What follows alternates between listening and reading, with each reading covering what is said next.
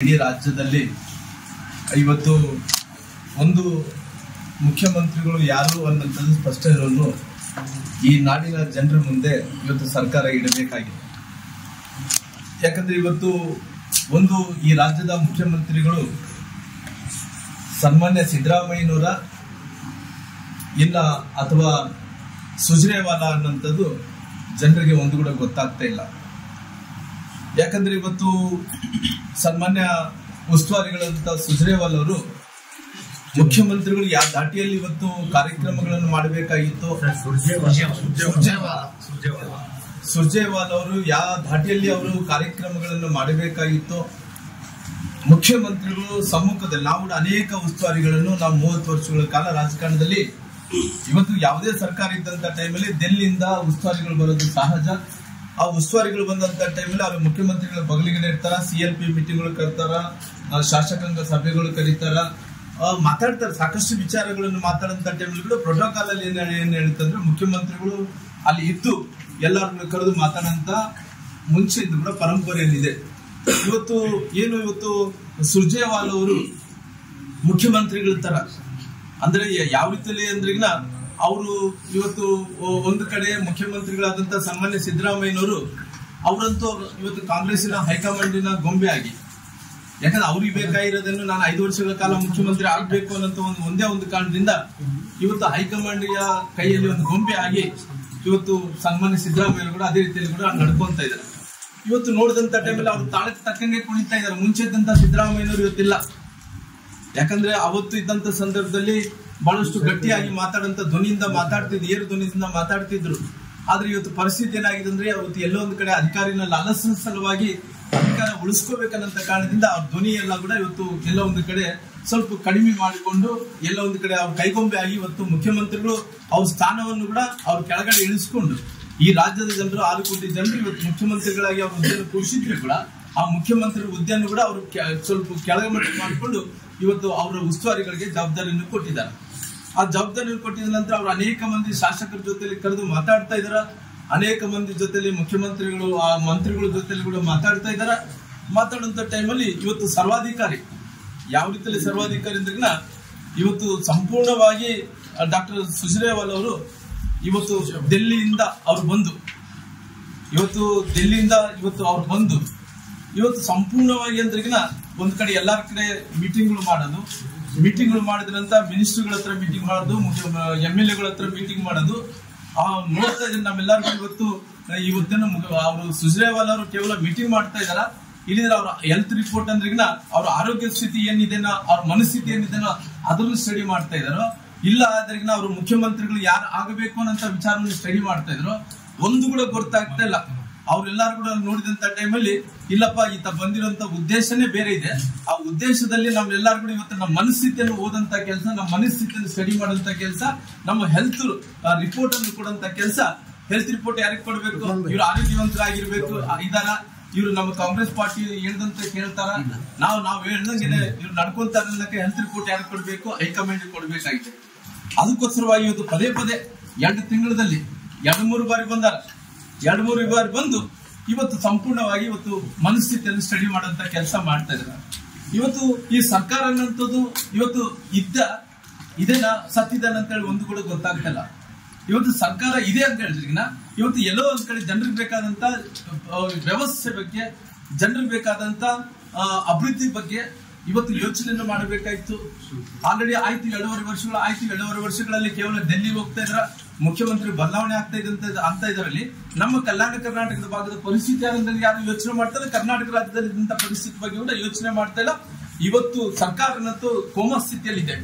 ಇವತ್ತು ಕೋಮಾ ಸ್ಥಿತಿಯಲ್ಲಿ ಇದ್ದಂತ ಟೈಮಲ್ಲಿ ಸನ್ಮಾನ್ಯ ಸಿದ್ದರಾಮಯ್ಯ ಕೂಡ ಇವತ್ತು ಅವರು ಸರ್ಕಾರವೇ ಕೋಮಾ ಸ್ಥಿತಿಯಲ್ಲಿ ಇದ್ದಂತ ಟೈಮಲ್ಲಿ ಮನೆ ಮುಖ್ಯಮಂತ್ರಿಗಳು ಅವ್ರು ಗಟ್ಟಿಯಾಗಿ ಮಾತಾಡುವಂತ ವ್ಯಕ್ತಿಗಳು ಇವತ್ತು ICUದಲ್ಲಿದ್ದಾರೆ.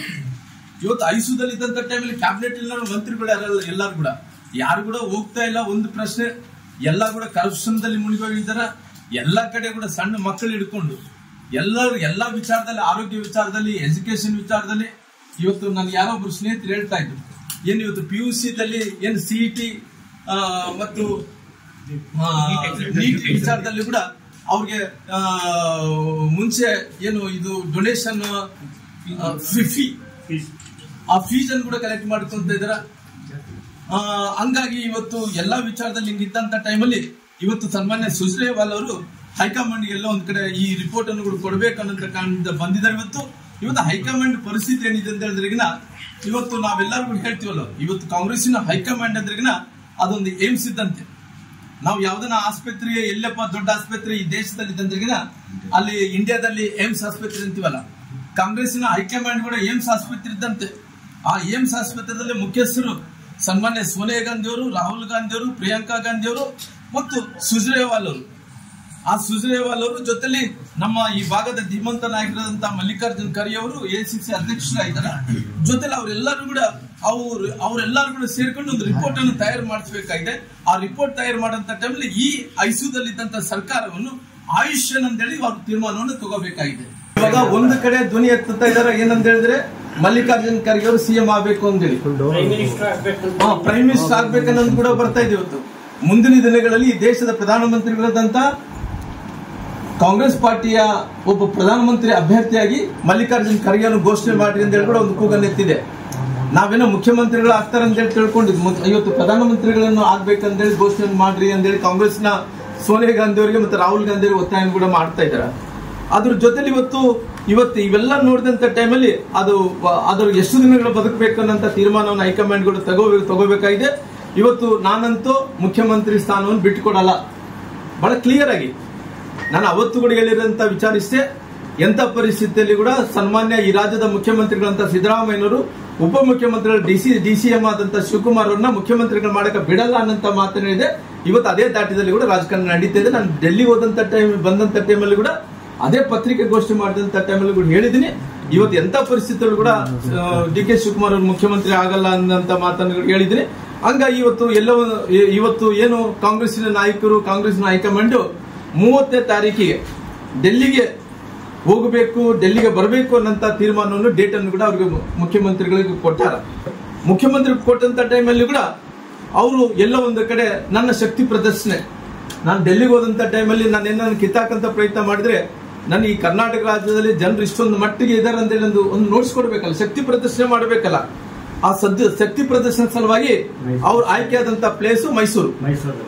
ಆ ಮೈಸೂರಲ್ಲಿ ಇವತ್ತು ಅವರು ಎಲ್ಲಾ ಸಿದ್ಧತೆಗಳನ್ನು ಮಾಡಿಕೊಂಡಂತ ಕೆಲಸ ಮಾಡಿದ್ರೆ ಒಂದು ಶಕ್ತಿ ಪ್ರದರ್ಶನ ಅಂದ್ರಿಗಿನ ನಾನು ಡೆಲ್ಲಿಗೆ ಹೋಗ್ಲಿಕ್ಕೆ ಮುಂಚೆನೆ ಒಂದು ಶಕ್ತಿ ಪ್ರದರ್ಶನ ಮಾಡ್ಬೇಕನ್ನಂತ ತೀರ್ಮಾನವನ್ನು ಕೂಡ ತಗೊಂಡಿದ್ದಾರೆ. ಇವತ್ತು ಈ ಸಮಾವೇಶ ಮೂಲಕ ಏನು ಸಂದೇಶವನ್ನು ಕೊಡ್ಬೇಕಂತ್ಕೊಂಡಾರ. ಇವತ್ತು ಈ ಸಂದೇಶವನ್ನೇನಂದ್ರಿಗಿನ ಎಲ್ಲ ಒಂದು ಕಡೆ ಇವತ್ತು ಅವ್ರು ಬೇಕಾದಂತ ಮಂತ್ರಿಗಳಾದಂತ ಸನ್ಮಾನ್ಯ ಮಹದೇವಪ್ಪನವ್ರಿಗೆ ಅಲ್ಲಿ ಇನ್ಚಾರ್ಜ್ ಅನ್ನು ಕೊಟ್ಟಾರ. ಮೈಸೂರಿನಲ್ಲಿ ನಡೆಯುವಂತ ಕಾರ್ಯಕ್ರಮದಲ್ಲಿ ಇವತ್ತು ಸಾಕಷ್ಟು ಸಂಖ್ಯೆಯಲ್ಲಿ, ದೊಡ್ಡ ಸಂಖ್ಯೆಯಲ್ಲಿ ಸೇರಬೇಕು. ಜೊತೆಲಿ ಅದು ಕೂಡ ಅವ್ರ ಕಾರ್ಯಕ್ರಮ ಏನಿದೆ ಅದು ಖಾಸಗಿ ಕಾರ್ಯಕ್ರಮ. ಈ ಖಾಸಗಿ ಕಾರ್ಯಕ್ರಮದಲ್ಲಿ ಕೂಡ ಸರ್ಕಾರದ ಕಾರ್ಯಕ್ರಮ ತರ ಮಾಡಿಕೊಂಡು, ಸರ್ಕಾರಕ್ಕೆ ಇವತ್ತು ಯಾರಿಗೆ ಸಂಬಳ ಇಲ್ಲ, ಯಾರಿಗೆ ಇವತ್ತು ಇಂಜಿನಿಯರ್ಗಳಿಗೆ ಕೆಲಸ ಇಲ್ಲ, ಕಾಂಟ್ರಾಕ್ಟರ್ಗಳಿಗೆ ಕೆಲಸ ಇಲ್ಲ, ಮಾಡಿದಂತವ್ರಿಗೆ ಬಿಲ್ಗಳು ಬರ್ತಾ ಇಲ್ಲ. ಇವರು ಮಾತ್ರ ಯಾರೋ ರೊಕ್ಕ ಎಲ್ಲಮ್ಮ ಜಾತಿ ಇರ್ತಾರ. ಇವತ್ತು ಯಾವುದೇ ಕಾರ್ಯಕ್ರಮಗಳನ್ನು ಮಾಡ್ಲಿ, ಸಿದ್ದರಾಮಯ್ಯನವರು ಅವರು ಮುಖ್ಯಮಂತ್ರಿಗಳಾದ್ಮೇಲೆ ಯಾವೇ ಕಾರ್ಯಕ್ರಮಗಳು ಮಾಡ್ಲಿ ಅದಕ್ಕೆ ಸರ್ಕಾರ ಅಂತೇಳಿ ಎಲ್ಲೋ ಒಂದ್ ಕಡೆ ಜೋಡಿಸಿದ್ರಂತ 2-3 ಕಾರ್ಯಕ್ರಮ ಮಾಡೋದು. ಆಮೇಲೆ ಅವ್ರದ್ದು ಜಾತ್ರಾ, ಆ ಜಾತ್ರಾದಲ್ಲಿ ಇವತ್ತು ಅಲ್ಲಿ ಮಹದೇವಪ್ಪನವ್ರಿಗೆ ಅಲ್ಲಿ ಜವಾಬ್ದಾರಿಯನ್ನು ಕೊಟ್ಟು ಅವರು ಇವತ್ತು ಸ್ವಂತ ಶಕ್ತಿ ಪ್ರದರ್ಶನ ಮಾಡೋದ್ರ ಜೊತೆಲಿ ಅವ್ರು ಏನನ್ನು ಬಿಂಬಿಸ್ಕೋಬೇಕಂದ್ರೆ ನಾನು ಹಿಂದುಳಿದಂತ ಒಬ್ಬ ನಾಯಕ, OBC ನಾಯಕ.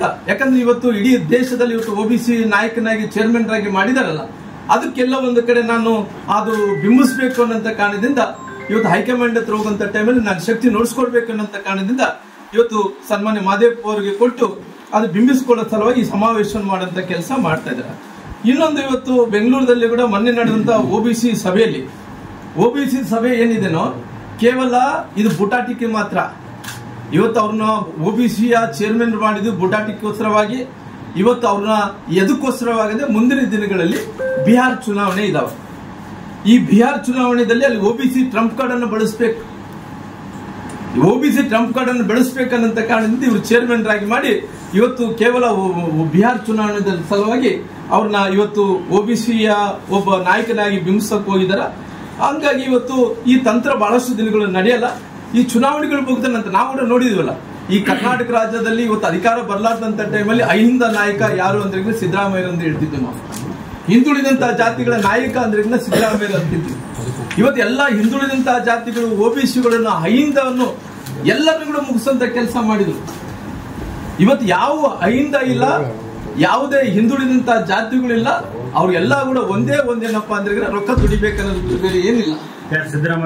ಆ ವ್ಯವಸ್ಥೆನೆ, ಸರ್ಕಾರ ವ್ಯವಸ್ಥೆನೆ ಆ ರೀತಿ ಆಗಿರೋ ಕಾರಣ ಅದು ಕೇವಲ ಇವತ್ತು ಬಿಹಾರ್ ಚುನಾವಣೆ ಇರೋ ತನಕ ಅವರು OBC ನಾಯಕರನ್ನು ಬಿಂಬಿಸಂತ ಕೆಲಸ ಮಾಡ್ತಾರ. ಆ ಬಿಹಾರ್ ಚುನಾವಣೆ ಮುಗಿದ ನಂತರ ಬಹುಶಃ OBC ನಾಯಕರು ಇರಲ್ಲ, ಈ ಸಮಾವೇಶಗಳು ಇರಲ್ಲ, ಇವರು ಚೇರ್ಮನ್ ಇರಲ್ಲ, ಅವ್ರ ಮುಖ್ಯಮಂತ್ರಿ ಕುರ್ಚಿ ಕೂಡ ಇರಲ್ಲ ಬಿಹಾರ್ ಚುನಾವಣೆ ಮುಗಿದ ನಂತರ. ಹಂಗಾಗಿ ಇವತ್ತು ಕಾಂಗ್ರೆಸ್ಸಿನ ಹೈಕಮಾಂಡ್ ಅವರು ಇವತ್ತು ಯಾವ ರೀತಿಯಲ್ಲಿ ಅರಕೆ ಕುರಿ ಮಾಡ್ಬೇಕಲ್ಲ, ಅರಕೆ ಕುರಿ ಮಾಡುವಂತ ಟೈಮಲ್ಲಿ ಎಲ್ಲೊಂದು ಕುರಿಯನ್ನು ಒಳ್ಳೆ ಮೇಯಿಸಿ ಬಲಿಷ್ಠವಾಗಿ ಇರೋಂತ ಕೆಲಸ ಮಾಡ್ಬೇಕಾಗಿಲ್ಲ. ಒಳ್ಳೆ ಮೇಯಿಸಿ ಕೊಬ್ಬು ಬರೋಂತ ಒಂದು ಕುರಿ ಮಾಡ್ಬೇಕಲ್ಲ, ಅದನ್ನ ಕಡಿಬೇಕಾದ್ರಿಗಿನ ಅದನ್ನ ಬಲಿ ಕೊಡ್ಬೇಕಾದ್ರಿಗಿನ ಅರಕೆ ಕುರಿ ಮಾಡ್ಬೇಕಲ್ಲ. ಹಂಗಾಗಿ ಇವತ್ತು ಸನ್ಮಾನ್ಯ ಸಿದ್ದರಾಮಯ್ಯವ್ರನ್ನ ಅರಕೆ ಕುರಿ ಮಾಡುವಂತ ಕೆಲಸ ಇವತ್ತು ಹಂಗಾಗಿ ಮಾಡಿದಾರ. ಅರ್ಜಿಗಳು ಉಳಿಸ್ಕೊಂತಾರ ಇಲ್ಲ ಅನ್ನೋಂಥದ್ದು ನನ್ನ ಪ್ರಶ್ನೆ ಅಲ್ಲ, ಇವತ್ತು $1,000,000 ಜನರ ಪ್ರಶ್ನೆ ಆಗಿರೋ ಕಾರಣ ಅದು ಉತ್ತರವನ್ನು ಕೊಡುವಂತ ಕೆಲಸ ಈ ರಾಜ್ಯದ ಮುಖ್ಯಮಂತ್ರಿಗಳು ಕೊಡಬೇಕಾಗಿದೆ. ಹಂಗಾಗಿ ಇವತ್ತು ರಾಜ್ಯದಲ್ಲಿದ್ದಂತ ಪರಿಸ್ಥಿತಿ ಒಂದು ಕಡೆ ಸಿಕ್ಕಾಪಟ್ಟಿ ಇವತ್ತು ಭ್ರಷ್ಟಾಚಾರ ಅಂದ್ರಿಗಿನ ಎಷ್ಟು ಭ್ರಷ್ಟಾಚಾರದಾಗಿನ ಅದು 70% ನಡೀತದೆ, 80% ಭ್ರಷ್ಟಾಚಾರ ನಡೀತಾ ಇದೆ. ನಮಗೇನು ಈ ಹೈದರಾಬಾದ್ ಕರ್ನಾಟಕದ ಜನರಿಗೆ ನಮಗೆ ನವೀನ ಸಂಗೀತ ಅನ್ನೋದ್ರಿಗಿನ ಸಾಕಷ್ಟು ಕಡೆ ಇವತ್ತು ನಾವು ನೋಡ್ತಾ ಇರ್ತೀವಿ. ಇವತ್ತು ಬಳ್ಳಾರಿಯಲ್ಲಿ ಇವತ್ತು ನಾನು ಕಲ್ಯಾಣ ಕರ್ನಾಟಕ ಬಗ್ಗೆ ಮಾತಾಡ್ಬೇಕಾದ್ರಿಗಿನ ಇವತ್ತು ಕಲ್ಯಾಣ ಕರ್ನಾಟಕದಲ್ಲಿ ಬಳ್ಳಾರಿಯಿಂದ ಪ್ರಾರಂಭ ಮಾಡಿದ್ರೆ ಇವತ್ತು ಬಳ್ಳಾರಿಯಲ್ಲಿ ಎಲ್ಲೆಲ್ಲಿ ಕಾಲೇಜುಗಳಿದ್ದ ನೋಡ್ಕೊಂಬರ್ರಿ, ಎಲ್ಲೆಲ್ಲಿ ಕಾಲೇಜುಗಳಿದ್ದ ನೋಡ್ಕೊಂಬರ್ರಿ, ಎಲ್ಲೆಲ್ಲಿ ಅಂಗಡಿಗಳಲ್ಲಿ ಡ್ರಗ್ಸ್ ಮಾಡ್ತಾ ಇದಾರೆ ಅಂತ ನೋಡ್ಕೊಂಬರ್ರಿ. ಇವತ್ತು ಬಳ್ಳಾರಿ ಜಿಲ್ಲೆಯಲ್ಲಿ ಸಾಕಷ್ಟು ಕಡೆ ಇವತ್ತು ಎಲ್ಲಾ ಕಡೆ ಕೂಡ ಇನ್ಕ್ಲೂಡ್ ಬಳ್ಳಾರಿ ನಗರ, ಬಳ್ಳಾರಿ ಗ್ರಾಮಾಂತರ ಪ್ರದೇಶದಲ್ಲಿ ಕೂಡ ಗಾಂಜಾ, ಡ್ರಗ್ಸ್ ಇವತ್ತು ವಿರಾವಶ್ಯಕವಾಗಿ ಎಲ್ಲಿ ಬೇಕಾದ್ರೂ ಓಪನ್ ಆಗಿ ಮಾಡ್ತಾ ಇದ್ದಾರೆ. ಮಟಕ, ಜೂಜಾಟ, ಅಕ್ರಮ ಗಣಿಗಾರಿಕೆ. ಇವತ್ತು ನಿನ್ನೆ ಮೊನ್ನೆ ನಾನು ಒಂದು ಪತ್ರಿಕೆದಲ್ಲಿ ನೋಡಿದೆ, ಯಾರ ಕಾಂಗ್ರೆಸ್ಸಿನ ಮುಖಂಡರು ಸಂಡೂರದಲ್ಲಿ ಅಕ್ರಮ ಮರಳು ಗಣಿಗಾರಿಕೆ ಮಾಡಿದ್ದಾರೆ ಅಂತ ಹೇಳಿ. ಇವತ್ತು ಇಸ್ಪೇಟೆಯಲ್ಲೇ ಜೂತಾಟಗಳು ಜೊತೆಲಿ ನಮಗೆ ಈ ಗಾಂಜಾ, ಕೊಕೀನುಗಳು ಸಿಕ್ಕಾಪಟ್ಟಿ ಇವತ್ತೆಲ್ಲ ಕೂಡ ನಡೀತಾ ಇದಾವೆ. ಇವತ್ತು ಬಳ್ಳಾರಿ ಜಿಲ್ಲೆಯಲ್ಲಿ ಹಂಗೆ ನಡೀತಿದೆ, ಕೊಪ್ಪಳ ಜಿಲ್ಲೆಯಲ್ಲಿ ಹಂಗೆ ನಡೀತಿದೆ, ಕಲಬುರಗಿ ಜಿಲ್ಲೆಯಲ್ಲಿ ನಡೀತಿದೆ, ಬೀದರ್ದಲ್ಲಿ ಕೂಡ ನಡೀತಿದೆ, ಯಾದಗಿರಿ ಜಿಲ್ಲೆಯಲ್ಲಿ ಕೂಡ. ಇವತ್ತು ನಮ್ಮ ಕಲ್ಯಾಣ ಕರ್ನಾಟಕದಲ್ಲಿ ಡೆವಲಪ್ಮೆಂಟ್ ಅಂತೂ ಏನಿಲ್ಲ. ಕಲ್ಯಾಣ ಕರ್ನಾಟಕ ಅಮೌಂಟ್ ಯಾವ್ದಕ್ಕೋಸ್ಕರವಾಗಿ ಬಳಕೆ ಆಗ್ತಾ ಇಲ್ಲ, ಅವ್ರು ಮಾಡಕ್ ಆಗ್ತಾ ಇಲ್ಲ, ಅವ್ರಿಗೆ ಮಾಡಂತ ಮನಸ್ಸು ಕೂಡ ಇಲ್ಲ. ಹಂಗಾಗಿ ನಮ್ಮ ಕಲ್ಯಾಣ ಕರ್ನಾಟಕವನ್ನು ಇವತ್ತು ಜೀರೋ ಮಾಡಿ ಕುಂತಾರ.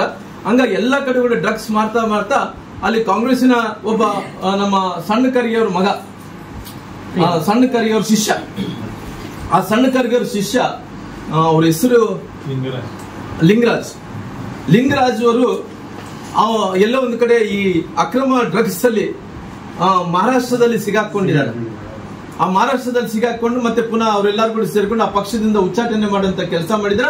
ಇದು ನೋಡಿದಂತ ಟೈಮಲ್ಲಿ ಕಲಬುರಗಿದಲ್ಲಿ ಕಾಂಗ್ರೆಸ್ಸಿನ ಪಕ್ಷದ ಅಧ್ಯಕ್ಷರು ಏನು ಡ್ರಗ್ಸ್ ಮಾರಾಟದಲ್ಲಿ ಮಹಾರಾಷ್ಟ್ರದಲ್ಲಿ ಏನ್ ಸಿಕ್ಕಿದನೋ ಇವೆಲ್ಲದೂ ಕೂಡ ಕಾರಣ ಕಾಂಗ್ರೆಸ್ ಪಾರ್ಟಿಯ ನಾಯಕರಿಗೆ ಇರೋ ಕಾರಣ ಇವತ್ತು ನಮ್ಮ ಕಡೆ ಗಾಂಜಾ ಆಗ್ತಾ ಇದಾವ, ಗಾಂಜಾ ಎಲ್ಲ ಕಡೆ ಕಾಲೇಜುಗಳಲ್ಲಿ ಮಾರಾಟ ಆಗ್ತಾ ಇದಾವ, ಡ್ರಗ್ಸ್ ಮಾರಾಟ ಆಗ್ತಾ ಇದಾವ, ಜೊತೆಲಿ ಇಸ್ಪೀಟಲ್ಲಿ ಆಡ್ತಾ ಇದಾರ, ಇವತ್ತು ಮಟಕ ಆಡ್ತಾ ಇದಾರೆ. ವಿರಾವೇಶದಾಗ ಯಾರು ಪೊಲೀಸರು ಅಂತ ಲಾ ಅಂಡ್ ಆರ್ಡರ್ ಇಲ್ಲೇ ಇಲ್ಲ, ಕಂಪ್ಲೀಟ್ ಆಗಿ ಕೊಲಾಪ್ಸ್ ಆಗ್ಬಿಟ್ಟಿದೆ. ಹಂಗಾಗಿ ಇವೆಲ್ಲ ಕೂಡ ಕಾಂಗ್ರೆಸ್ಸಿನ ಕುಮ್ಮಕ್ಕಿನಿಂದ ನಡೀತಾ ಇದೆ. ಟೋಟಲ್ ಆಗಿ ಫೇಲ್ಯೂರ್ ಆಗಿದೆ ಸರ್. ಪೊಲೀಸ್ ವ್ಯವಸ್ಥೆ ಅನ್ನಂಥದ್ದು ಇಲ್ಲೇ ಇಲ್ಲ. ಮಟಕ ಅಂದ್ರೆ ವಿರಾವೇಶವಾಗಿ ಎಲ್ಲಾರು ಕೂಡ ಮಟಕ ಆಡ್ತಾರೆ, ಯಾರು ಕೂಡ ಕೇಳೋರಿಲ್ಲ. ಹಂಗಾಗಿ ಇವತ್ತು ಈ ಕಾಂಗ್ರೆಸ್ಸಿನ ಲಾ ಅಂಡ್ ಆರ್ಡರ್ ಪರಿಸ್ಥಿತಿ ಇವತ್ತು ಈ ರೀತಿ ಇದ್ದಂತ ಟೈಮಲ್ಲಿ ನಮ್ಮ ಬಳ್ಳಾರಿಯ ಇವತ್ತು ನಾನು ನವೀನ ಸಂಗೀತ ಅನ್ನೋದ್ರೆ ಬಳ್ಳಾರಿಯ 15 ವರ್ಷಗಳ ಕನಸು, 15 ವರ್ಷಗಳ ಹಿಂದ್ಗಡೆ ಒಂದು ಏನ್ ಸೂಪರ್ ಸ್ಪೆಷಾಲಿಟಿ ಆಸ್ಪತ್ರೆ ಮಾಡಿದ್ವು, ಆಸ್ಪತ್ರೆದ ಪರಿಸ್ಥಿತಿ ಅವತ್ತು 15 ವರ್ಷಗಳ ಹಿಂದ್ಗಡೆ ನಾವು ಉದ್ಘಾಟನೆಯನ್ನು ಮಾಡಿದ್ವಿ. ಆ ಉದ್ಘಾಟನೆ ಮಾಡಿದ ನಂತರ ಇವತ್ತು ಆ ಸೂಪರ್ ಸ್ಪೆಷಾಲಿಟಿ ಹಾಸ್ಪಿಟಲ್ ಅಲ್ಲಿ ಎಲ್ಲಾ ವಿಭಾಗದಲ್ಲೂ ಕೂಡ ಕೆಲಸ ಮಾಡಬೇಕಾಗಿತ್ತು. ಅದು ಕೇವಲ ಇವತ್ತು ಏನ್ ಕೆಲಸ ಮಾಡ್ತಾ ಇದೆ, ಆರ್ಥೋಪೆಡಿಕ್ ವಾರ್ಡ್ ಒಂದು ಕೆಲಸ ಮಾಡ್ತಾ ಇದೆ, ಅದೇ ರೀತಿಯಲ್ಲಿ ಎಮರ್ಜೆನ್ಸಿ ಮತ್ತು ಆರ್ಥೋಪೆಡಿಕ್ ವಾರ್ಡ್ ಮಾತ್ರ ಇವತ್ತು ಕೆಲಸ ಮಾಡ್ತಾ ಬಿಟ್ಟು ಬೇರೆ ಯಾವ್ದು ಕೂಡ ಮಾಡಕ್ ಆಗ್ತಾ ಇಲ್ಲ. ಸುಮಾರಾಗಿ ಅವತ್ತಿನ ಸಂದರ್ಭದಲ್ಲಿ ಒಂದು ತೀರ್ಮಾನ, ಇಲ್ಲಿ ಒಂದು ಸೂಪರ್ ಸ್ಪೆಷಾಲಿಟಿ ಆಸ್ಪತ್ರೆ ಬರಬೇಕು. ಆ ಸೂಪರ್ ಸ್ಪೆಷಾಲಿಟಿ ಆಸ್ಪತ್ರೆಯಿಂದ ಇಲ್ಲಿ ಆಂಧ್ರ ಪ್ರದೇಶದವರು, ಕೊಪ್ಪಳದವರು, ರಾಯಚೂರದವರು ಎಲ್ಲರೂ ಕೂಡ ಬರ್ತಾ ಇದ್ರು ಒಬ್ಬರಿಗೆ. ಆ ಸೂಪರ್ ಸ್ಪೆಷಾಲಿಟಿ ಆಸ್ಪತ್ರೆಯಿಂದ ಒಳ್ಳೆ ಆಗುತ್ತೆ ಅನ್ನೋದಕ್ಕೆ 120 ಕೋಟಿ ರೂಪಾಯಿ ಮಂಜೂರಾತಿಯನ್ನು ಮಾಡಿಕೊಟ್ಟ ನಂತರ ಸರ್ಕಾರ ಆಗಿನ ಸಂದರ್ಭದಲ್ಲಿ ಕೇವಲ 80 ಕೋಟಿ ಮಾತ್ರ ಖರ್ಚು ಮಾಡಿತು. ಆ ಖರ್ಚು ಮಾಡಿದ ನಂತರ ಇನ್ನ 40 ಕೋಟಿ ಇದು 40 ಕೋಟಿನ ಬಾಕಿ ಉಳಿಸ್ಕೊಂಡಿದೆ. ಆ 40 ಕೋಟಿ ರೂಪಾಯಿ ಸರ್ಕಾರ ಅದು ರಿಲೀಸ್ ಮಾಡಿದ್ರೆ ಇನ್ನ ಸೂಪರ್ ಸ್ಪೆಷಾಲಿಟಿ ಆಸ್ಪತ್ರೆ ಆಗಿದೆ. ಇಲ್ಲಿ ತನಕ ಕೂಡ ಇವತ್ತು ಸೂಪರ್ ಸ್ಪೆಷಾಲಿಟಿ ಆಸ್ಪತ್ರೆ ಆಗ್ತಾ ಇಲ್ಲ. ಹಂಗಾಗಿ ಇವತ್ತು ನಮ್ಮ ಏನು ಇವತ್ತು ಕನಿಷ್ಠ ಅಂದ್ರೆ ಅದ್ರ ಓಪನ್ ಮಾಡಕ್ ಆಗ್ತಾ ಇಲ್ಲ, ಅದ್ರ ಇದ್ದಂತ ಫೆಸಿಲಿಟೀಸ್ ಕೊಡಕ್ ಆಗ್ತಾ ಇಲ್ಲ, ಡಾಕ್ಟರ್ಗಳು ಕೊಡಕ್ ಆಗ್ತಾ ಇಲ್ಲ. ಇಷ್ಟೊಂದು ಕೋಟಿ ರೂಪಾಯಿ ಖರ್ಚು ಮಾಡಿ ಕೂಡ ಇವತ್ತು ಇಷ್ಟೊಂದು ತೊಂದರೆದಲ್ಲಿ ಕೂಡ ಆಗ್ತಾ ಇದೆ. ಮಾಧ್ಯಮಗಳಲ್ಲಿ ತಾವು ಕೂಡ ಮಾಡಿದಂತ ಟೈಮಲ್ಲಿ ನೋಡಿದೆ, ಇವತ್ತು ಇಷ್ಟೊಂದು ದೊಡ್ಡ ಖರ್ಚು ಮಾಡಿ ಅದು ಏನು ರೇಡಿಯೋಥೆರಪಿ ಮಿಷನ್ ಅನ್ನು ತಂದು ಆ ರೇಡಿಯೋಥೆರಪಿ ಮಿಷನ್ ಹೆಂಗ್ ಬಳಕೆ ಮಾಡಬೇಕು ಅದ್ರ ತಂದಾರ ಇಲ್ಲಿ ತನಕ ಆಗಿದೆ, ಉಪಯೋಗ ಮಾಡ್ಕೊಳಕ ಅವ್ರಿಗೆ ಗೊತ್ತಿಲ್ಲ. ಅಕಸ್ಮಿತವಾಗಿ ನಿಮ್ಮ ಹತ್ರ ಟೆಕ್ನಿಷಿಯನ್ಸ್ ಇಲ್ಲ ಅಂದ್ರೆ ವಿಮ್ಸ್ ಅವ್ರಿಗೆ ಜವಾಬ್ದಾರಿ ಕೊಟ್ಬಿಟ್ರಲ್ಲ. ಅವ್ರು ಬೇಕಾದ್ರೆ ಅವ್ರು ಎಲ್ಲ ಒಂದು ಕಡೆ ಪ್ಲಾನ್ ಮಾಡಿಕೊಂಡು ಅವ್ರು ಹೊರಗಡೆ ಔಟ್ಸೋರ್ಸ್ ಇನ್ಸೋರ್ಸ್ ಮಾಡ್ಕೊಂಡು ಅದನ್ನ ರೇಡಿಯೋಥೆರಪಿ ಪ್ರಾರಂಭ ಮಾಡುವಂತ ಕೆಲಸನ ಮಾಡ್ತಾರ. ಇವತ್ತು ಕ್ಯಾನ್ಸರ್ ಪೇಷಂಟ್ಗಳಿಗೆ ಕೊಪ್ಪಳ, ರಾಯಚೂರು, ಬಳ್ಳಾರಿ ಇವೆಲ್ಲಗಳು ಜನರು ಇಲ್ಲಿ ಬರ್ತಾ ಇರೋ ಪ್ರೆಷರ್ ವರ್ಕ್ಲೋಡ್ ಜಾಸ್ತಿ ಇದೆ. ಇವತ್ತು ವರ್ಕ್ಲೋಡ್ ಜಾಸ್ತಿ ಇದ್ದಂತ ಟೈಮ್ ಅದು ಕದಾಕೊಂಡು ಕುಂತಾರೆ. ಇವತ್ತು ಕನಿಷ್ಠ ಅವ್ರಿಗೆ ಸ್ವಲ್ಪ ಕಾಮನ್ ಸೆನ್ಸ್ ಇರ್ಬೇಕಲ್ಲ. ಆರೋಗ್ಯ ವ್ಯವಸ್ಥೆಯನ್ನು ಕಂಪ್ಲೀಟ್ ಆಗಿ ಕ್ಲೋಸ್ ಮಾಡುವಂತ ಕೆಲಸ ಮಾಡಿದಾರ. ಇವತ್ತು ಆರೋಗ್ಯ ವಿಚಾರದಲ್ಲಿ ನಮ್ಮ ಕಲ್ಯಾಣ ಕರ್ನಾಟಕ ಈ ಭಾಗದಲ್ಲಿದ್ದಂತ ಜನರಿಗೆ ಇವತ್ತು ಇಡೀ ರಾಜ್ಯದಲ್ಲಿ ಇವತ್ತು ಆರೋಗ್ಯ ವಿಚಾರದಲ್ಲಿ ಇವತ್ತು ಆರೋಗ್ಯ ಮಂತ್ರಿಗಳಂತ ದಿನೇಶ್ ಗುಂಡೂರಾವ್ ಅವರು ಕೂಡ ಫೇಲ್ ಆಗಿದ್ದಾರೆ. ಅವ್ರು ಕೂಡ ಸಕ್ಸಸ್ಫುಲ್ ಮಂತ್ರಿ ಏನಲ್ಲ. ಯಾಕಂದ್ರೆ ಅಲ್ಲಿ ಬೆಂಗಳೂರಿನಿಂದನೇ ಅಲ್ಲೇ ಚಕ್ರ ತಿರುಗಬೇಕಂದ್ರೆ ಏನ್ ಮಾಡಕ್ಕಾಗುತ್ತೆ. ನಮ್ ಕಡೆ ಒಂದು ಇವತ್ತು ಉದಾಹರಣೆಗೆ ಹೇಳ್ಬೇಕಂದ್ರೆ ಇವತ್ತು ರೇಡಿಯೋಥೆರಪಿ ಮಿಷನ್ ಕ್ಯಾನ್ಸರ್ ಸಂಬಂಧಪಟ್ಟಿದಂತ ರೋಗಿಗಳು ಎಲ್ಲರೂ ಕೂಡ ಪ್ರೈವೇಟ್ ಅಲ್ಲಿ ಹೋಗ್ತಾ ಇದ್ರ. ಆ ಪ್ರೈವೇಟ್ ಅಲ್ಲಿ ಹೋದಂತ ಟೈಮಲ್ಲಿ ಅವ್ರಿಗೆ ಅದು ಬೇರ್ ಮಾಡಕ್ ಆಗ್ತಾ ಇಲ್ಲ. ಎಷ್ಟು ಕಷ್ಟ ಆಗ್ತಾ ಇದೆ ಅಂದ್ರೆ ಬಡವರು ಎಲ್ಲರೂ ಕೂಡ ಪರದಾಡ್ತಾ ಇದ್ದಾರೆ. ಕೆಲವು ಮಂದಿ ಬೆಂಗಳೂರಿಗೆ ಹೋಗ್ತಾ ಇದಾರೆ, ನಮ್ಮ ಹತ್ರ ಪತ್ರ ಕೊಡೋದು ಬರ್ತಾರ. ಇವತ್ತು ಪ್ರೈವೇಟ್ ಆಸ್ಪತ್ರೆಗೆ ಹೋಗ್ತಾರ, ಅಲ್ಲಿ ಹೋದಂತ ಟೈಮಲ್ಲಿ ಜಾಸ್ತಿ ರೇಟ್ ಆದಂತ ಟೈಮಲ್ಲಿ ಕಡಿಮೆ ಮಾಡೋದು ಕೇಳ್ತಾರ. ಇವತ್ತು ಟೋಟಲ್ ಆಗಿ ಇಡೀ ರಾಜ್ಯದಲ್ಲಿ ಇವತ್ತು ಆರೋಗ್ಯ ವ್ಯವಸ್ಥೆ ಕಂಪ್ಲೀಟ್ ಆಗಿ ಅವ್ರು ಕೊಲ್ಯಾಪ್ಸ್ ಮಾಡ್ಕೊಂಡು ಕುಂತಾರೆ. ನಮ್ಮ ಇವತ್ತು ನಾನು ನಿನ್ನೆ ರಾತ್ರಿ ನೋಡ್ತಾ ಇದ್ದೆ, ಅದು ಹೊಸಪೇಟೆ ಆಸ್ಪತ್ರೆದಲ್ಲಿ ಕರೆಂಟ್ ಎಷ್ಟು ಗಂಟೆಗೆ 4 ತಾಸು ಕರೆಂಟ್ ಹೋಗಿದೆ. 4 ತಾಸು ಕರೆಂಟ್ ಹೋಗಿ ಎಲ್ಲರೂ ಕೂಡ ಬ್ಯಾಟ್ರಿಗಳು ಹಾಕೊಂಡು ಎಲ್ಲರೂ ಕೂಡ ಮೊಬೈಲ್ ಟಾರ್ಚ್ಗಳು ಆನ್ ಮಾಡಿ ಎಲ್ಲರೂ ಕೂಡ ಅಲ್ಲಿ ಏನ್ ಮಾಡ್ತಾ ಇದಾರೆ ಅಂದ್ರೆ ಪಾಪ ಅವರೆಲ್ಲರೂ ಕೂಡ ಅದರಲ್ಲಿ ಅಡ್ಡಾಡ್ತಾ ಇದಾರೆ. ಅಲ್ಲಿ ಎಲ್ಲೊಂದ್ ಕಡೆ ನಮ್ಮ ಮೀಡಿಯಾ ಸ್ನೇಹಿತರು ಅದ್ರ ಕ್ಯಾಚ್ ಮಾಡ್ಕೊಂಡು ಮತ್ತೆ ಪುನಃ ನೋಡ್ಸಂತ ಕೆಲಸ ಕೂಡ ಮಾಡಿ ಈ ಪರಿಸ್ಥಿತಿ. ಬಳ್ಳಾರಿಯಲ್ಲಿ ಕೂಡ ನಿಮಿಷಕ್ಕೆ 10 ಸಲ ಎಷ್ಟು ಸಾರಿ ಕರೆಂಟ್ ಹೋಗುತ್ತೆ, ಎಷ್ಟು ತೊಂದರೆ ಆಗುತ್ತೆ. ಒಂದ್ಸರಿ ಓಟಿ ಮಾಡೋಂತ ಟೈಮಲ್ಲಿ ಇವತ್ತು ಉಸ್ತುವಾರಿ ಮಂತ್ರಿಗಳಂತೂ ಯಾರು ಸತ್ತಾಗ ಬರಲ್ಲ, ಯಾರು ಒಳ್ಳೇದು ಏನೇನು ಆಗಿದೆ ಅಂದ್ರೆ ಬರಲ್ಲ, ಉದ್ಘಾಟನೆಗೆ ಬರಲ್ಲ, ಯಾವುದಕ್ಕೆ ಬರಲ್ಲ. ನಮ್ಮ ಉಸ್ತುವಾರಿ ಮಂತ್ರಿಗಳು ಕೇವಲ ಮೀಡಿಯಾಕ್ಕೋಸ್ಕರವಾಗಿ, ಕೇವಲ ಮೀಡಿಯಾ ಅಂದ್ರೆ ಅದಕ್ಕೆ ಏನಪ್ಪಾ ಅಂದ್ರೆ ಮೀಡಿಯಾದಲ್ಲಿ ಇದ್ದಂತ ಟೈಮಲ್ಲಿ ಪೋಸ್ಟ್ ಕೊಡೋದು, ಇಲ್ಲಿ ಬಂಡಲ್ ರೊಕ್ಕ ತೆಗೆದು ಕೊಡೋದು, ಇಲ್ಲ ಅಂದ್ರೆ ಅವ್ರನ್ನ ಕೈಯ ಕಾಲು ಹಿಡ್ಕೊಳೋದು, ಫೋಟೋ ತೆಗೆಯೋದು, ಇಲ್ಲಿದ್ರೆ ಅವ್ರಿಗೆ ಮುದ್ದಾಡೋದು. ಇಲ್ಲಿದ್ರೆ ಈ ನಾಟಕ ಮಾಡೋ ನಾಟಕ ಕಂಪನಿ ಆಗಿಬಿಟ್ಟಿದಾಗಲೇ ಅದು ಉಸ್ತುವಾರಿ ಮಂತ್ರಿಗಳು ಯಾವತ್ತು ಇಲ್ಲಿ ಬಂದಾನ, ಯಾವತ್ತು ಕಷ್ಟಗಳು ಅಲಿಸಿದಾನ. ಆ ಪಾಣೇಂದ್ರ ಸತ್ತಾಗ ಬಂದಿಲ್ಲ. ಇವತ್ತು ಇಷ್ಟೊಂದು ದುರಂತ ನಮ್ಮ ಕರೆಂಟ್ ವಿಚಾರದಲ್ಲಿ ಇಷ್ಟೊಂದು ನಮಗೆ ಹೊಸಪೇಟೆ ಆಸ್ಪತ್ರೆಯಲ್ಲಿ ಕರೆಂಟ್ ಹೋಗ್ತದೆ.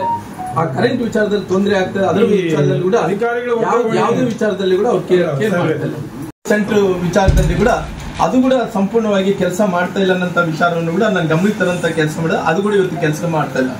ಜೊತೆಲಿ ನಮ್ಮ ಹೊಸಪೇಟೆಯಲ್ಲಿ ಆನಂದ್ ಸಿಂಗ್ ಅವರು ಇದ್ದಂತ ಟೈಮಲ್ಲಿ ಅದು ಜಿಲ್ಲಾ ಆಸ್ಪತ್ರೆ ಆಗ್ಬೇಕಂತೇಳಿ, ಮೆಡಿಕಲ್ ಕಾಲೇಜ್ ಆಗ್ಬೇಕಂತೇಳಿ ಪ್ರಾರಂಭ ಮಾಡಿದ್ರೆ ಅದು ಇವತ್ತಿನ ತನಕ ಕೂಡ ಏನು ಆಗ್ತಾ ಇಲ್ಲ. ಕೆಲಸ ಕೂಡ ನಿಂತೋಗ್ಬಿಟ್ಟಿದೆ. ಹಂಗಾಗಿ ಇವತ್ತು ಸಂಪೂರ್ಣವಾಗಿ ಇವತ್ತು ಸರ್ಕಾರ ಅನ್ನೋಂಥದ್ದು ಸಂಪೂರ್ಣವಾಗಿ ನಿಂತೋಗ್ಬಿಟ್ಟಿದೆ. ಈ ನಿಂತೋದಂತ ಸರ್ಕಾರಕ್ಕೆ ಇವತ್ತು ಕಲ್ಯಾಣ ಕರ್ನಾಟಕವನ್ನು ಮರೆಯುವಂತ ಕೆಲಸ ಇವತ್ತು ಆಗ್ತಾ ಇದೆ. ಹಂಗಾಗಿ ಇದ್ರ ಬಗ್ಗೆ ತೀವ್ರವಾಗಿ ಕಾಣಿಸುವಂತ ಕೆಲಸ ಮಾಡ್ತೀವಿ. ಜೊತೆಲಿ ನಾವು ನೋಡ್ತಾ ಇದ್ದೀವಿ. ಯಾಕಂದ್ರೆ ಇವತ್ತು ಟಿಬಿ ಡ್ಯಾಮ್ ವಿಚಾರದಲ್ಲಿ ಇವತ್ತು ನಮಗೆ ಇಷ್ಟೊತ್ತಿಗೆ ಇವತ್ತು ಉಪಮುಖ್ಯಮಂತ್ರಿಗಳು ಬಂದು 1 ವರ್ಷ ಆಯ್ತು. ಮುಖ್ಯಮಂತ್ರಿಗಳು 19th ಗೇಟ್ ಅವತ್ತು ಅದು ಕೊಚ್ಕೊಂಡೋದಂತ ಟೈಮಲ್ಲಿ ನೀರಿನ ಫ್ಲೋ ಜಾಸ್ತಿ ಆಗಿ 19th ಗೇಟ್ ಕೊಚ್ಕೊಂಡಿತ್ತು. ನೀವೆಲ್ಲ ಮಾಧ್ಯಮ ಸ್ನೇಹಿತರು ಎಲ್ಲರಿಗೂ ಇದ್ರು. ಅವತ್ತು ಡಿ ಕೆ ಶಿವಕುಮಾರ್ ಅವರು ಹಣಕಾಸಿನ ಮಂತ್ರಿಗಳು, ಉಪಮುಖ್ಯಮಂತ್ರಿಗಳು ಬಂದಿದ್ರು. ಬಂದಂತ ಟೈಮಲ್ಲಿ ಅವ್ರು ಏನ್ ಹೇಳಿದ್ರು, ನಾನು ಆದಷ್ಟು ಬೇಗನೆ ಈ ಗೇಟ್ ಅನ್ನು ಕೂಡಿಸ್ಕೊಡ್ತೀನಿ, 19ನೇ ಗೇಟ್ ಅಂತ ಹೇಳಿದ್ರು. ಈ 19ನೇ ಗೇಟ್ ಕೂಡಿಸ್ಕೊಡ್ತೀನಿ ಅಂತ ಹೇಳಿದ್ರಾಗ್ಲಿ ಇಲ್ಲಿ ತನಕ ಆಗಿದೆ, ಕೂಡಿಸಿಲ್ಲ.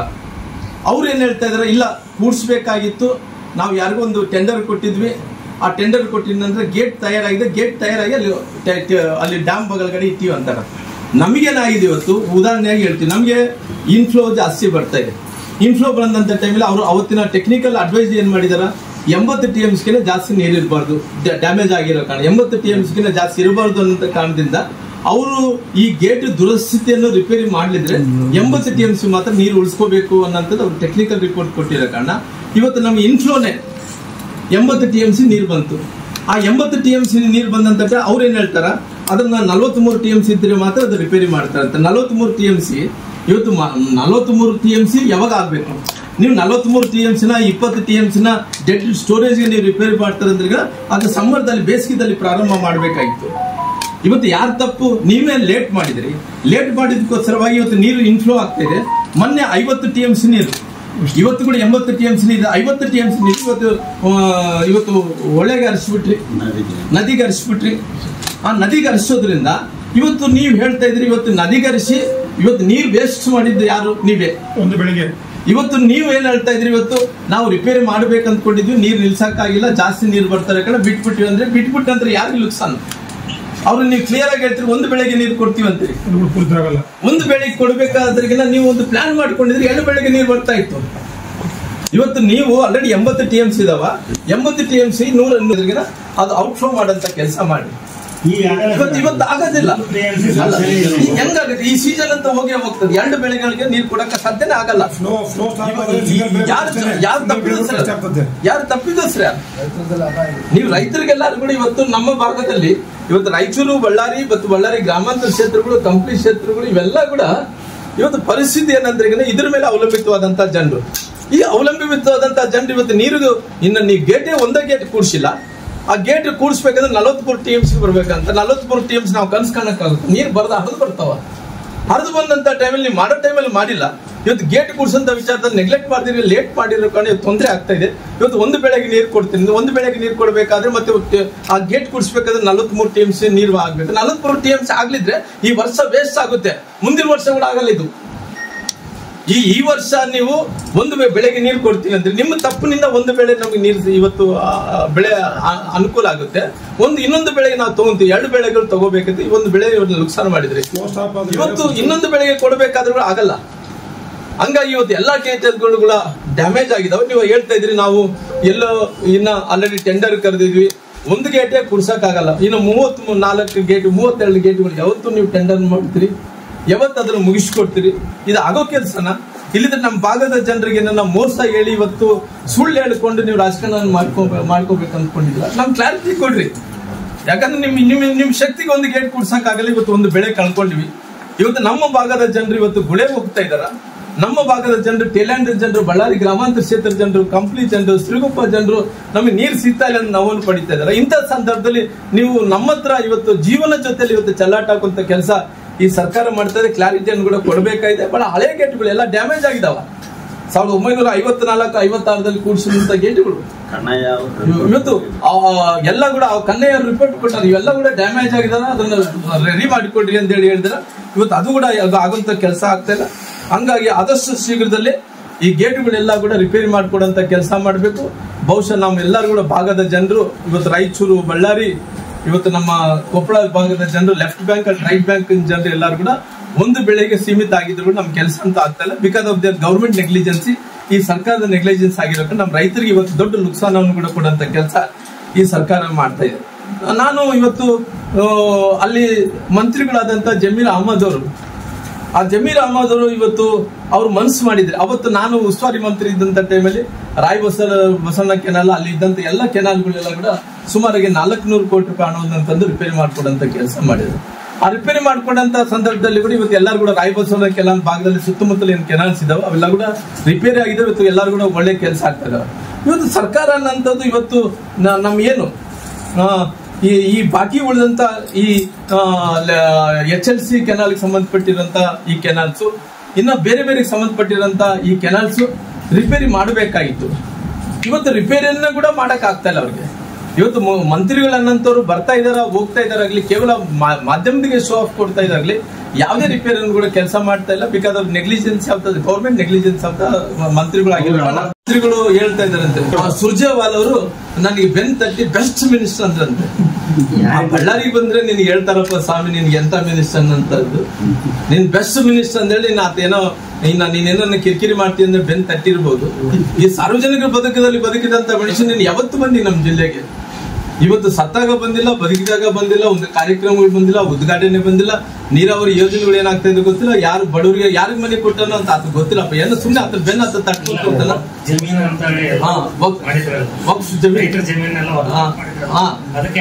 ಅದು ಬೆಸ್ಟ್ ಅಂತ ಹೇಳಿ ಅಂದಿರ್ತಾರೆ, ನನಗೆ ಗೊತ್ತಿಲ್ಲ ಆಗ್ಲಿ. ಒಟ್ಟು ಆತನ ಹೇಳ್ತೇನೆ, ನಾನು ಯಾರನ್ನ ಹೊಗಳಿಲ್ಲ ರೀ, ನನ್ನೇ ಹೊಗಳಿದ ಅಂತೇಳಿ ಹೇಳ್ತಾ ಇದ್ದೆ. ಎಲ್ಲರೂ ಕೂಡ ನಮ್ಮ ಜಿಲ್ಲೆಗೆ ಸಂಬಂಧಪಟ್ಟಿರಂತ ಮಂತ್ರಿಗಳನ್ನ ನಾವು ಅನೇಕ ಅಧ್ಯಯನಗಳನ್ನು ಮಾಡಿದಂತ ಟೈಮಲ್ಲಿ ಕೂಡ ಅಲ್ಲಿ ಕಾಂಗ್ರೆಸ್ ಇರ್ಬೋದು, JDS ಇರ್ಬೋದು, ಬೇರೆ BJP ಇರ್ಬೋದು, ಅಲ್ಲಿ ಕೂಡ ಒಳ್ಳೊಳ್ಳೆ ಮಂತ್ರಿಗಳು ಬಂದು ಹೋಗಿದ್ದಾರೆ. ಅಂದ್ರೆ ಈ ಮನುಷ್ಯನ ತರ ಮಂತ್ರಿ ಯಾರು? ನನಗೆ ಗೊತ್ತಿರೋ ಪ್ರಕಾರ ನಾನು ವರಿಷ್ಠ ಅಂದ್ರೆ ನಾನು ಅಪೋಸಿಷನ್ ಅಂತ ಅಂದ್ರೆ ಅನ್ಬೋದು. ಜನರ ಹತ್ರ ಹೋಗಿ ಕೇಳಿದ್ರೆ ಇವ್ರು ಪ್ರೋಗ್ರೆಸ್ ರಿಪೋರ್ಟ್ ಕೊಡುವಂತ ಕೆಲಸ ಜನರು ಕೊಡ್ತಾರ.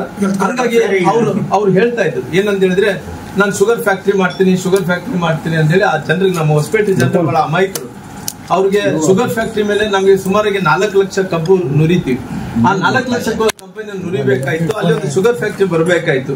ನನ್ನ ಸ್ನೇಹಿತರಾದಂತ ಆನಂದ್ ಸಿಂಗ್ ಅವರು, ನಂತರ ನಮ್ಮೆಲ್ಲ ನಾಯಕರು ಸೇರ್ಕೊಂಡು 56 ಎಕರೆ ಶುಗರ್ ಫ್ಯಾಕ್ಟ್ರಿ ಮಾಡ್ಬೇಕಂತೇಳಿ ಒಂದು ಸರ್ಕಾರ ಅವತ್ತು ಕ್ಯಾಬಿನೆಟ್ ಅಲ್ಲಿ ತೀರ್ಮಾನ ತಗೊಂಡು 56 ಎಕರೆ ಅವತ್ತು ಶುಗರ್ ಫ್ಯಾಕ್ಟ್ರಿ ಮಾಡ್ಬೇಕಂತೇಳಿ ಅದನ್ನ ಡಿಜಿಟಲೈಸೇಷನ್ ಮಾಡಿ ಶುಗರ್ ಫ್ಯಾಕ್ಟ್ರಿ ಅಂತೇಳಿ ತೆಗೆದಿಟ್ಟು, ಆ ತೆಗೆದಿಟ್ಟಿದ ನಂತರ ಇವ್ರು ಏನ್ ಮಾಡಿದ್ರು, ಅಲ್ಲಿದ್ದಂತ ಶಾಸಕರಾದಂತ ಗವೇಪುನವರು, ನಂತರ ಬೇರೆಯವರು ಎಲ್ಲರೂ ಕೂಡ ಸೇರ್ಕೊಂಡು, ಅಲ್ಲಿ ಗಣೇಶ್ ಅವರು ಮತ್ತೆ ಬೇರೆಯವರು ಎಲ್ಲರೂ ಕೂಡ ಸೇರ್ಕೊಂಡು, ಇಲ್ಲ ಅದು ಆ 56 ಎಕರೆ ಏನಿದೆ ಶುಗರ್ ಫ್ಯಾಕ್ಟ್ರಿ ಕೊಡಲ್ಲ, ನಾವು ಆಶ್ರಯ ಮನೆಗಳು ಮಾಡ್ತೀವಿ ಅಂತ ಹೇಳಿದ್ರು. ನಾವು ಏರ್ಪೋರ್ಟ್ ಜಾಗನ ಆಶ್ರಯ ಮನೆಗಳು ಮಾಡ್ತೀವಿ ಅಂತ ಹೇಳಿದ್ರು ನೋಡ್ರಿ ಇವರೆಲ್ಲರೂ ಕೂಡ ಕಾಂಗ್ರೆಸ್ ನಾಯಕರು. ಏರ್ಪೋರ್ಟೇ ಬೇಡ ಬಳ್ಳಾರಿಗೆ ಅಂತ ಹೇಳಿ, ಅದೇ ತರ ಅವ್ರ ಪಾಪ ಇದು ನಮ್ಮ ಶುಗರ್ ಫ್ಯಾಕ್ಟ್ರಿ ಜಮೀನನ್ನು ಆಶ್ರಯ ಮನೆಗಳು ಮಾಡ್ತೀವಿ ಅಂತ ಹೇಳಿ ಅವ್ರು ತೀರ್ಮಾನವನ್ನು ತಗೊಂಡ್ರು. ಆಮೇಲೆ ತೀರ್ಮಾನ ತಗೊಂಡ ನಂತರ ಶುಗರ್ ಫ್ಯಾಕ್ಟ್ರಿ ಏನ್ ಮಾಡ್ತೀವಿ ಅಂದ್ರೆ ಕಾಲಘಟ್ಟದಲ್ಲಿ ಕೊಡ್ತೇವೆ. ಕಾಲಘಟ್ಟದಲ್ಲಿ ಟೆಕ್ನಿಕಲ್ ಆಗಿ ಇಲ್ಲಿ ಮಾಡಕ್ಕೆ ಆಗಲ್ಲ. ಹಂಗಾಗಿ ಇವತ್ತು ಅವ್ರು ಏನ್ ಹೇಳಿದ್ರು, ಮೊನ್ನೆ ನಾನು ಮಾಧ್ಯಮಗಳು ನೋಡ್ತಿದ್ದೆ, ಅವರು ಎಲ್ಲ ಒಂದು ಕಡೆ ಸಾಧನಾ ಸಮಾವೇಶ ಬಂದಂತ ಟೈಮಲ್ಲಿ ಎತ್ತ ದಿನ ಶುಗರ್ ಫ್ಯಾಕ್ಟ್ರಿ ಹೋ ಜಾಯೇಗಾ, ಇಷ್ಟು ಒಳಗಡೆ ಶುಗರ್ ಫ್ಯಾಕ್ಟ್ರಿ ಮುಗಿದೋಗುತ್ತೆ, ನಮ್ಮ ಮುಖ್ಯಮಂತ್ರಿಗಳು ಬರ್ತಾರ, ಶಂಕುಸ್ಥಾಪನೆ ಮಾಡ್ತಾರ, ಅದು ಮಾಡ್ತಾರೆ ಇದು ಮಾಡ್ತಾರೆ ಅಂತ ಹೇಳಿದ್ರಾಗ್ಲಿ, ಕೇವಲ ಯಾರುಗಳು ಶುಗರ್ ಫ್ಯಾಕ್ಟ್ರಿ ಮಾಡಕ್ಕೆ ಯಾರು ಕೂಡ ಆಸಕ್ತಿ ಇಲ್ಲ. ನನಗೆ ಗೊತ್ತಿರುವಂತ ಪ್ರಕಾರ ಸರ್ಕಾರದ ಶುಗರ್ ಫ್ಯಾಕ್ಟ್ರಿ ಮಾಡಿರುವಂತ ಉದಾಹರಣೆಗಳು ಯಾವಿಲ್ಲ. ಆದ್ರೆ ಕೂಡ ಈ ಮನುಷ್ಯ ಇವತ್ತು ಆ ಭಾಗದಲ್ಲಿದ್ದಂತ ರೈತರಿಗೆ ಇವತ್ತು ಅನ್ಯಾಯವನ್ನು ಮಾಡುವಂತ ಕೆಲಸ ಜಿಲ್ಲಾ ಮಂತ್ರಿಗಳು ಮಾಡಿದಾರೆ. ಹಂಗಾಗಿ ಇವತ್ತು ನಮ್ಮ ಪರಿಸ್ಥಿತಿ ಆರೋಗ್ಯ ವಿಚಾರದಲ್ಲಿ ಇವತ್ತು ಟೋಟಲ್ ಆಗಿ ನಮ್ಮ ಕಲ್ಯಾಣ ಕರ್ನಾಟಕ ಅನ್ನೋ ನೆಗ್ಲೆಕ್ಟ್ ಮಾಡುವಂತ ಕೆಲಸ ಇವತ್ತು ಸರ್ಕಾರ ಮಾಡುತ್ತೆ. ಜೊತೆಲಿ ತುಂಗಭದ್ರಾ ಗೇಟ್ ವಿಚಾರದಲ್ಲಿ, ಇವತ್ತು ನೀರು ಹರಿಸುವಂತ ವಿಚಾರದಲ್ಲಿ ಇವತ್ತು ನೆಗ್ಲೆಕ್ಟ್ ಮಾಡುವಂತ ಕೆಲಸ ಮಾಡ್ತಿದ್ರ. ಈ ಬಳ್ಳಾರಿಯ ನಗರದ ಶಾಸಕರಾದಂತ ಭರತ್ ರೆಡ್ಡಿ ಅವರು ಕೂಡ ಪಾಪ ಮುಖ್ಯಮಂತ್ರಿಗಳು ಬರ್ತಾರೆ ಅಂತ ಹೇಳಿ ಕಾಯ್ತಾ ಇದ್ದಾರೆ. ಯಾವತ್ತು ಮುಖ್ಯಮಂತ್ರಿಗಳು ಬರಬೇಕು, ಯಾವತ್ತು ಬಳ್ಳಾರಿದ ಕಾರ್ಯಕ್ರಮಗಳು ಉದ್ಘಾಟನೆ ಆಗ್ಬೇಕು ಗೊತ್ತಿಲ್ಲಪ್ಪ. ಅಲ್ಲಿ ಸುಮ್ನೆ ಹುಡುಗರು ಎಲ್ಲರೂ ಕುಣಿತಾರ, ಮೈಯಾಗ ದೇವರು ಬಂದಾಗ ಕುಣಿತಾರ, ಬಾಣ ಬಿಡ್ತಾರ, ಪಟಾಸಿ ಸುಡ್ತಾರ, ಅವ್ರೆಲ್ಲರೂ ಅರ್ಧಕ್ಕೆ ಮಾಡಿ ಹಿಂಗ್ ಮಾಡ್ತಾರ. ಆ ಪೂರ್ಣ ನೋಡಿ ರಾಯ್ ಸರ್ಕಲ್ ನಮ್ಮ ಇವಾಗ ನಾವು ಅದನ್ನ ಗಡಿಗೆ ಚೆನ್ನಪ್ಪ ಸರ್ಕಲ್ ಮಾಡ್ಬೇಕು ಅನ್ಕೊಂಡಿದ್ದೀವಿ.